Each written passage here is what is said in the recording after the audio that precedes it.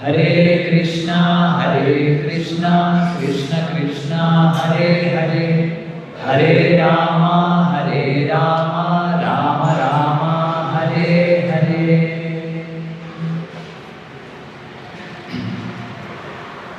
So we have started chapter 4. This chapter is entitled Mother Sati quits her body. So it's something serious thing we are discussing. Mother Sati, with all her wonderful qualities, which we have already read and discussed in the previous chapters. She is not an ordinary personality, such a chaste wife of Lord Shiva. Now, in this chapter will be seen all the events which unfolded, which caused finally for Mother Sati to give up her body. So here, there are many instructions which are to be noted by especially devotees, sadhakas, neophytes. Just prior to this, we saw wonderful instructions given by Lord Shiva to his wife. Mother Sati expresses her desire to go to her father's place where some big sacrifice is happening. Wonderful events are unfolding there, and many of her relatives, she was able to see many airplanes going towards in that direction towards her father's place. She overheard many devatas speaking about the event which is going to unfold in her father's place, and an intense desire came in her heart. Let me also go there. Let me also go and participate in all the festivities, the big function which her father is conducting. She is aware that yes, my father has got some issues with my husband. Lord Shiva and Daksha, there is some strife which is going on. But still, because of which her father has not invited his own daughter. People from various planets, they are all traveling and going there to participate, but Daksha has not invited his own daughter and son-in-law. But still Sati thought, so what? He is of course my father. A daughter can go to her father's place even uninvited. A friend's place, father, intimate relatives. It's not required that an invitation has to be sent. So this was the argument. One of the arguments, many arguments like this, Mother Sati goes and places it in front of her husband Lord Shiva. But Lord Shiva, understanding the situation, no, don't think it is so easy. Your father is very much envious towards me. Though you are a pet daughter of your father, still, because of his envious towards me, he will not treat you properly. He will not receive you properly. And unkind words spoken by a close relative will pierce the heart. You will not be able to tolerate that. So I would advise that it's recommended that not to go to your father's place. And if at all you go, if at all you desire to go there, be prepared, something worse will happen there. And finally, Lord Shiva ended his speech, his good counsel. After hearing all these things, Mother Sati, her mind is divided to go or not to go. She is very desirous to go there, but her husband, Lord Shiva, has stopped her. Stopped her in the sense through his kind words. He has recommended not to go.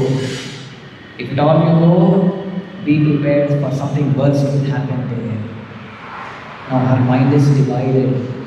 It is said in the previous verse how she was walking in and out of the room. The previous verse you can see. Her mind unsettled. She moved in and out of the room as if a swing moves this way and that way. This way, that way. She is moving up and down. She is unable to control herself. Now, in today's verse, we see what all the bodily features which could be observed in Mother Sati. We find almost similar, just like we have read the Bhagavad Gita, the first chapter, how Arjuna, Vepatuscha Sharire Me, or whatever it's the description we find, his mind is reeling, trembling, and bodily limbs are shaking. So, such a description we can find here of Mother Sati also. Suhrid Didriksha, very eager to see her relatives. Suhrid means very intimate relatives, her mother, sisters, her father, other relatives. She is very much eager because from a long time she is not allowed to go to her father's place because of the enmity between her father and her husband. Now there is an opportunity. All her relatives would have gathered there. So that intense desire to go and see them, associate with them, that is Suhrid Didriksha, of the desire to see her relatives. Pratighata. Pratighata means it was prevented. Lord Shiva says, no, don't go. So, Durmana, she is feeling very sorry. Snehat Rudati Ashrukala Ativihvala. Snehat means very affectionate. It is said that she was a pet daughter of her father. See, all relatives, mother, sister-in-law, Sneha, lot of affection will be there towards them. Because of that, Rudati, she has started crying. Ashrukala, with tears in her eyes. Adivihvala, very much afflicted. She has taken it to her heart, the words of her husband. Bhavam Bhavani Apratipurusham Rusha. Bhavam, Bhava means Lord Shiva. Bhavani, referring to Mother Sati, his wife. Bhavam Bhavani Apratipurusham. This word Apratipurusham, in fact, the entire purport, Srila Prabhupada speaks about this word. We'll see that later. Apratipurusham Rusha, with great anger. And how much anger? Her anger was so intense that Pradakshyati iva aikshata. She looked at her husband as if pradhakshyati. Pradhakshyati, Prabhupada translates it as if to blast him. Pradhakshyati iva aikshata jatave patuhu. Her entire body trembling and shaking. So here we need to identify how Mother Sati has been succumbed to anger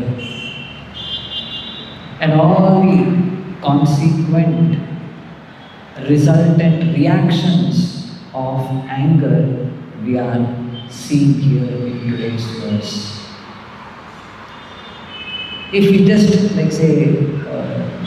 go through this, the entire incident here which is unfolding, it is because of this.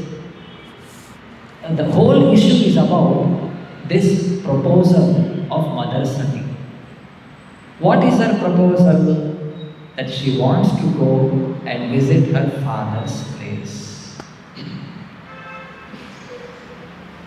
All the later incidents which will unfold, it is based on this proposal.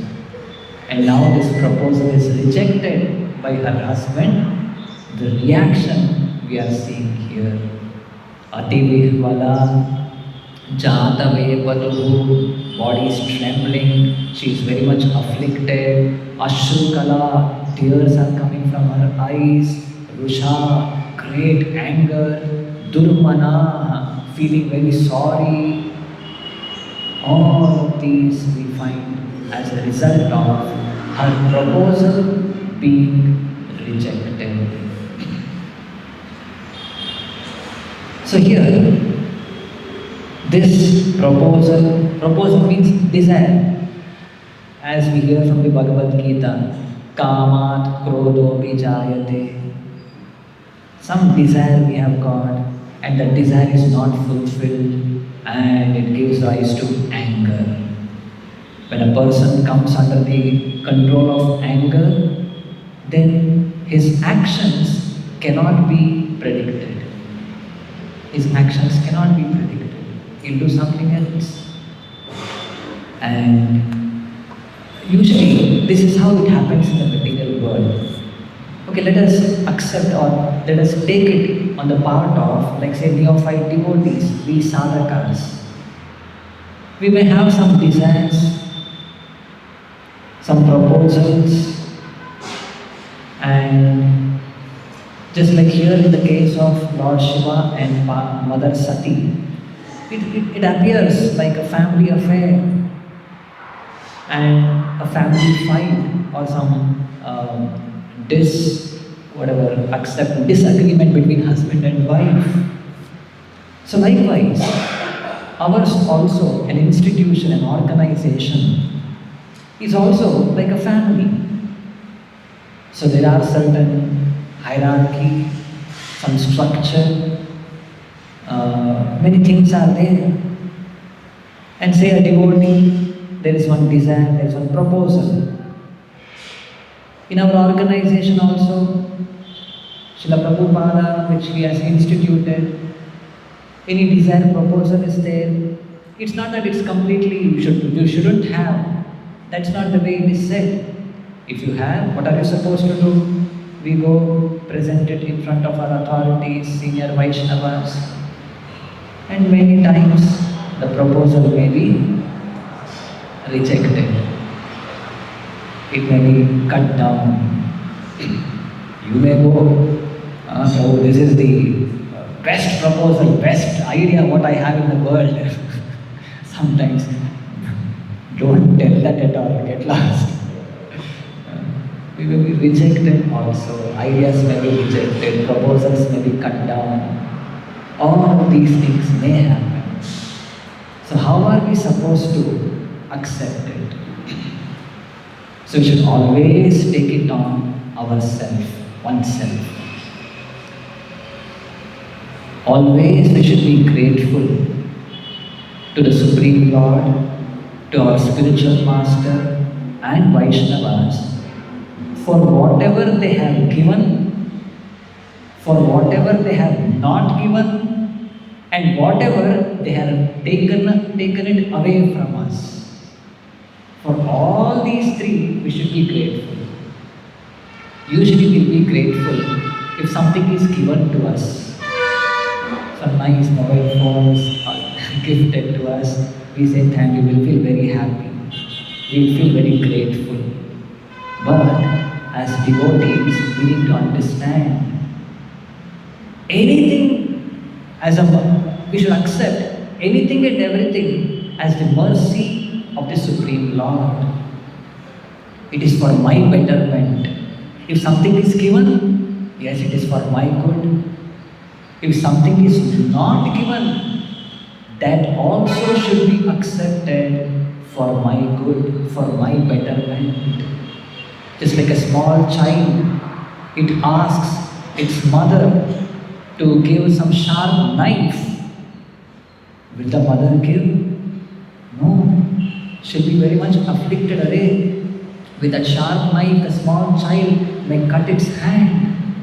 It's not good for him. He is not well trained or not in a position to handle a sharp knife. Though the child asks, the child's proposal may be cut down. The mother may not give. Prabhupada gives another example of, like, say, the child wanting to put its hand in fire. The father may not there. The child is very attracted to go and wants to put its hand in fire. But its proposal may be cut down by her parents. So likewise, as devotees, we need to understand we are all in fallen condition, completely engrossed in bodily concept of life. We give very high value for our proposals, my proposal, my idea, my desire. All of those things may be based on our deeply entrenched bodily concept of life for our own sense gratification, which is not conducive for our development in our spiritual life. So many a times our desires may not be fulfilled, our proposals may not be accepted. Still, we should be grateful for whatever is given, whatever is not given, and sometimes what is given may be taken away from us. So for any of these things, we should always be grateful towards the Lord, towards the spiritual master, and towards other Vaishnavas. A devotee accepts anything and everything as the mercy of the Lord. Mercy means just like prasada. See, one form of prasada means what? We offer something to the Lord and the remnants we accept as prasada. It's not that whatever is available in the prasadam hall for us to honor, that's not the only prasadam which we should accept and feel very delighted. Any situation, anything happening in our life, a devotee's life, should be accepted as the Lord's mercy. Sometimes it may be palatable for our material senses, and many things may not be palatable, especially for our mind, for our ego. It may be very much, may not be palatable. It may be very harsh. It may not be very conducive. Still, it has to be accepted as the mercy from the Supreme Lord. So these are a few points how a devotee has to deal with his whatever proposals or desires. If at all we are very attached to those desires, attached to our proposals, then the result will be what we are seeing, just like in case of Mother Sati. She is trembling, tears in her eyes, and she is looking at her husband as if to blast him. So this will be the reaction. Now, another point we'll see now. In purport, as I told you, the word apratipurusha. The word apratipurusham, it has got two meanings. One, no equal, and second is no rival. Without an equal or without a rival. So, both cases are explained here by Prabhupada. First thing is that one who has no equal. So, if it is taken in this way, Lord Shiva is apratipurusha. He has no equal. More specifically, there is no one equal to Lord Shiva in regard to his equality towards everyone. In other words, Lord Shiva is equal to everyone.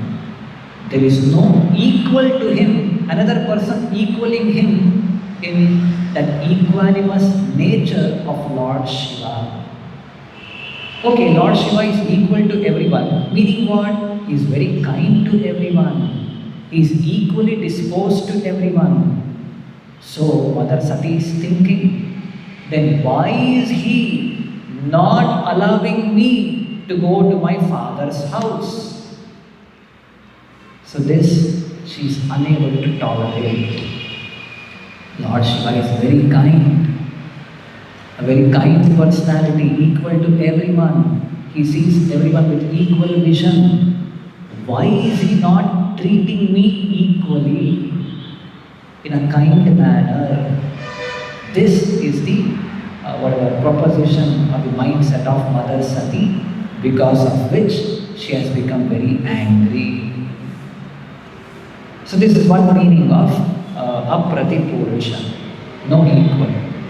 Another meaning Srila Prabhupada describing in the purport is that the personality who has no rival. Rival means just like in sports. Many persons, they are running race. Then people will be standing next to each other, waiting for the well of the fire to go, and they are competing with each other. There's rivalry. Who comes first? So now, apratipurusha, Lord Shiva does not have any rivals. How? He cannot be overtaken by anyone. See here, Mother Sati, she is persuading her husband with a proposal to send her, to give her permission to go to her father's place. That's her proposal. And in the previous chapter we saw, in varieties of ways, many arguments Mother Sati placed in front of her husband, trying to put pressure or trying to convince him or persuade him to give her permission to go to her father's place. But none of her arguments were able to change the mind of Lord Shiva. So now, Mother Sati, she has taken shelter of the last weapon of a woman to persuade her husband. What is the last weapon of a woman? Tears. Yes. So finally, when the husband sees tears in the eyes of his wife, oh, any husband, he will, okay, chalo, go ahead, he may agree for it. So that's what it is said here. He is apratipurusha, Lord Shiva. He cannot be persuaded with whatever mundane material arguments. He cannot be shaken like anything. So Mother Sati, understanding this, unrivaled position of Lord Shiva. Now she has taken shelter of the last weapon, which is tears. Ashrukala Atibihvala. Ashrukala means tears in her eyes. So these are all the things which we need to understand. There is desire and attachment. If we are attached to our desire, and even if such desires are fulfilled, it may give us instant pleasure, but it is not guaranteed that it is shreyas or ultimate good for us. On the other hand, if there is obedience, if there is tolerance, it may not be very palatable initially, but it will give us shreyas or enduring success, or that which is really good for us. So as sadhakas, our focus should be on our obedience, simplicity, tolerance, acceptance. These are all meant for our own purification. Our focus is towards our purification. Whether we'll be able to achieve big things, do this, do that, or whatever, that is secondary. Sometimes it may happen because of our intense attachment. Sometimes we may be allowed to go ahead with it, but is it really good for me? It may not be guaranteed. So, our purification is primary for us.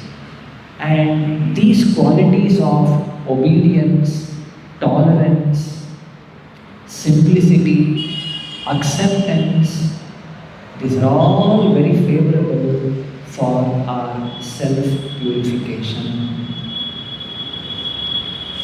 And finally, two incidences let us recollect from Chaitanya Charitamrita, wherein these devotees, these two devotees, of course on different occasions, placed their proposals in front of Sri Chaitanya Mahaprabhu.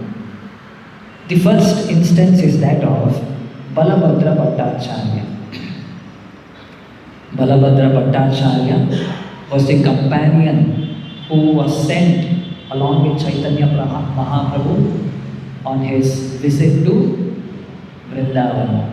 When Mahaprabhu went to Vrindavan, it was Balabhadra Bhattacharya who accompanied him. After going to Vrindavan, there, one fine day, Balabhadra Bhattacharya brought one proposal. Mahaprabhu, please give me permission to go to Yamuna near the Kaliya Ghat.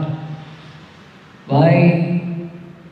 No, I heard that every day Lord Krishna comes there and he gives darshan, and every day he dances on the Kaliya Naga serpent's foot, and many people have seen that. So, please give me permission. I'll also go, and I also want to see Krishna dancing on the woods of Kaliya.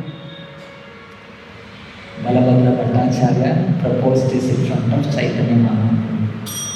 And Chaitanya Mahaprabhu's reaction was, he gave one tight slap and he said, you are a big Pandita, learned man in all scriptures.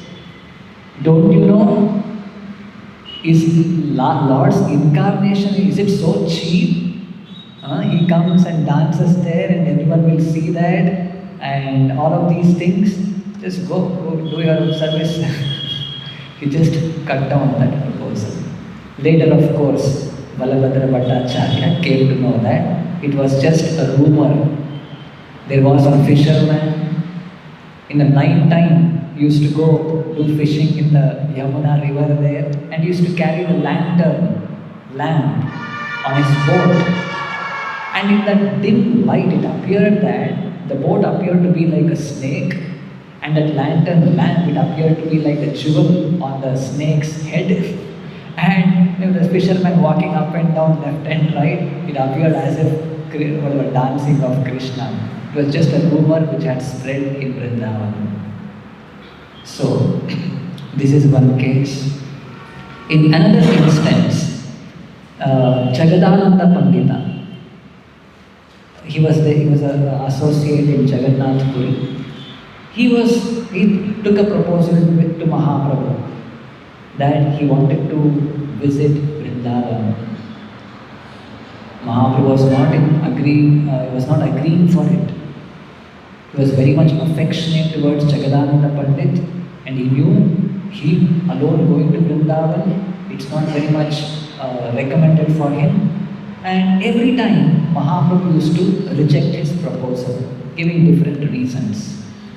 And one fine day, Jagadananda Pandit, he persuaded him, looking at his intense desire. Mahaprabhu finally gave his consent. Okay, you go. But he put a lot of conditions. After you go there, don't go associate with the local people or Brajavasis there. You may commit offenses. You should be with Sanatana Goswami. You should be with him only. You should go for parikrama with Sanatana Goswami only. You should stay only for less number of days. So all of these restrictions were put, and Jagadananda Pandit was sent to Vrindavan. So, to these instances, that was like the main point for us to learn is that there may be instances wherein our proposals, our desires may be outright rejected. There may be sometimes our proposals, our desires may be partially awarded, or sometimes it may be fully awarded also. In whatever case it may be, we should always be grateful. We should always feel whatever is given to me, it is the mercy of the Lord. This is what I deserve. We should not be attached to our desires. Our desires are stemming out of my past conditioning, the three modes of material nature. Based on that, different kinds of desires, based on guna, kala, it is coming out. So we should not be very much attached to our desires. We should be attached to our spiritual master's desire, his mission, his desire, his intentions, and we have to dedicate our life for those purposes to satisfy his desires. Then our life will become successful. Otherwise, if we are attached to our own desires, then we may end up the case, what's happening in the case of Mother Sati, which finally will lead to giving up her own body. We'll end with this. Grantha Srimad Bhagavatam ki, Srimad Prabhupada ki.